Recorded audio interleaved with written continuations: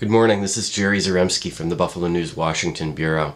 I'm coming to you once again with my Week in Washington, my preview of what we can expect in terms of the news out of the nation's capital and how it affects Buffalo.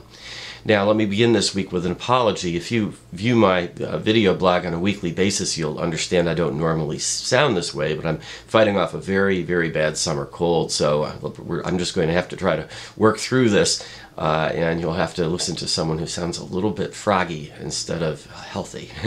And as irony would have it, I will be spending the first part of the week, and maybe a good part of the week, covering healthcare in America. So in other words, the Supreme Court decision on the future of the Obama healthcare law will be covered for the people in Buffalo by someone with a pre-existing condition.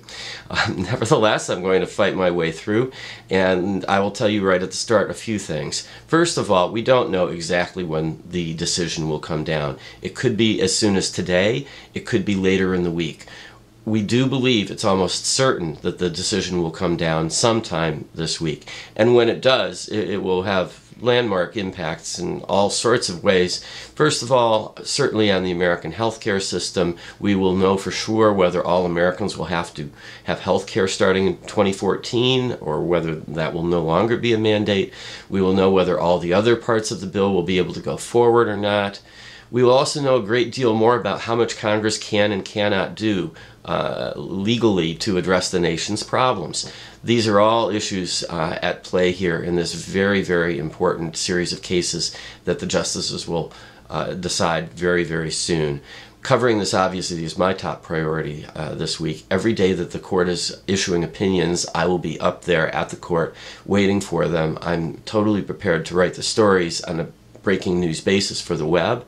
I'll do that, and then of course I'll write for the next day's paper as well, and we'll also, I hope, be doing some videos from the Supreme Court. So again, that's priority number one, but it's really only one piece of what's likely to be a fairly busy week.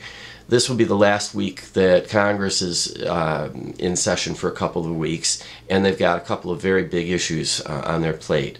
The future of student loan rates and the future of federal highway funding. And what we don't know is whether these issues will get resolved by the June 30th deadline.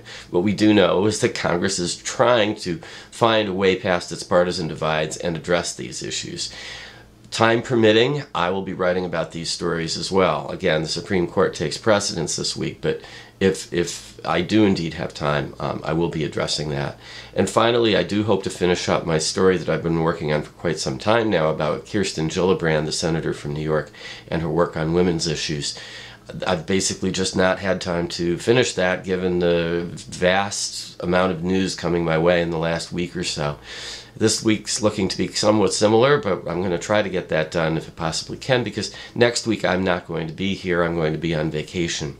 So anyway, I do hope you'll be reading all of these stories I'll be writing in the Buffalo News and the rest of the Buffalo News as well. And I hope you'll tune in for my video blog 2 weeks from today when I am back from vacation.